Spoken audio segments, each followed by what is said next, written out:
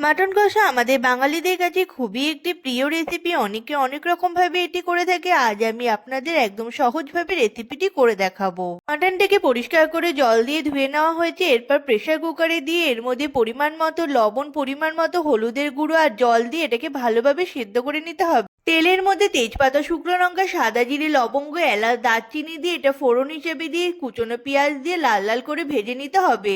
এরপর এই সমস্ত মশলা দিয়ে সাদা জিরে দিয়ে একটা পেস্ট বানিয়ে নিয়ে এরপর এই ভাজা পেঁয়াজগুলোর মধ্যে মশলার পেস্টটাকে ঢেলে দিতে হবে। মশলার মধ্যে পরিমাণ মতো লবণ, পরিমাণ মতো হলুদের গুঁড়ো দিয়ে ভালোভাবে নাড়াচাড়া করে কুচনো টমেটো আর কাশ্মীরি লঙ্কার গুঁড়ো দিয়ে মশলাটাকে ভালোভাবে কষিয়ে নিয়ে সিদ্ধ করা মাংসগুলো এর মধ্যে দিয়ে ভালোভাবে কষিয়ে নিতে হবে।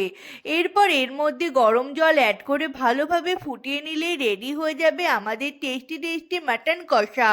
ভিডিও ভালো লাগলে চ্যানেলটিকে সাবস্ক্রাইব